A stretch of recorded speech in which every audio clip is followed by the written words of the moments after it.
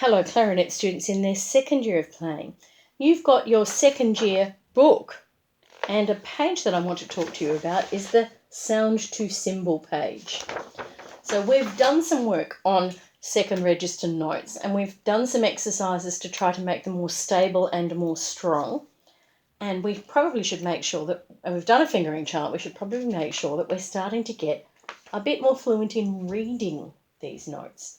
So I'm going to play for you a song that you hopefully will recognise.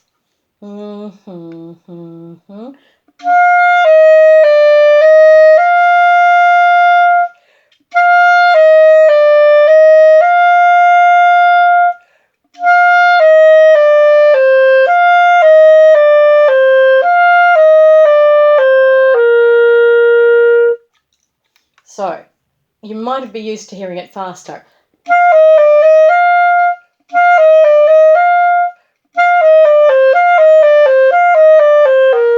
If you were a fan of the Disney movies, Snow White was a classic Disney movie that had that. Notice I did almost no tonguing in either of those versions of it. But what I'm suggesting to you is that once you've played it, once you've got used to it, you might grab a pencil, and mine helpfully fell on the floor, wasn't that kind of it, and have a go at notating, writing down some of these notes where I've deliberately left some blanks. So the second phrase is the same as the first. So I'd be saying to you, take your pencil and pencil in the same quarter note and half note pattern that was already there, purely to get used to. The notes are up high, the stems go down, all of those things that make people's brains go, really? Really? Are we going to do that now? In the next one, the frog song, this is how it goes in second register.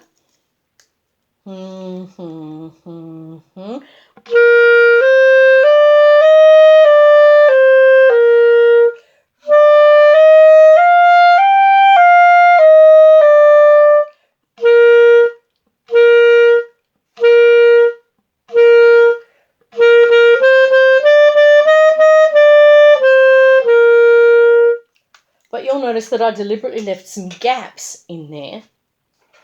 And again, I would be suggesting that you take your pencil and you write in the missing notes. So you'd put in a couple of quarter notes there to get used to writing those. And in the last bar, there's some gaps in the eighth note pattern. I just did a C and a D when I meant to do a second C.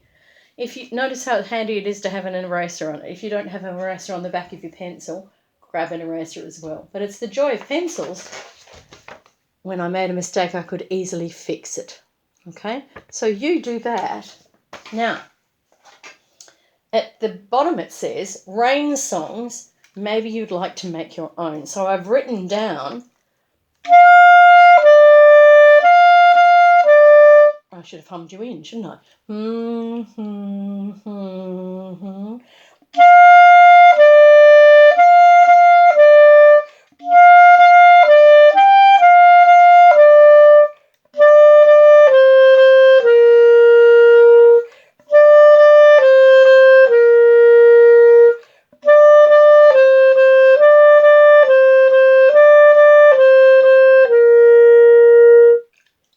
So that gives you material that you can first of all learn as part of rain songs, and then you can also make your own. Remember where there is an improvised accompaniment and an improvised video to support that. But it might be time for you to be brave and try some improvising in your second register. So instead of going, you might choose to go,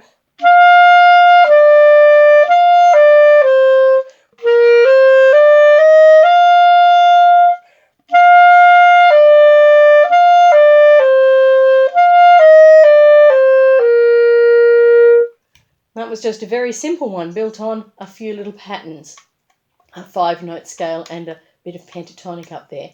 So you could create your own and then have a go at writing those notes into the page. The theory behind this is that if you have to process Oh, hang on, I played a G. Which one is the G? Oh, that's that fingering. Oh, yeah, it sits on the top of the stave lines, above that top stave, and is sitting on it. If you have to make those decisions in your brain and then write something down to do that, then what happens is you're processing the notes much, much more closely and carefully, and it's really going to improve your reading skills as well.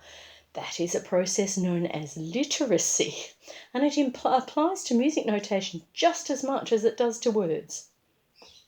Okay, have some fun.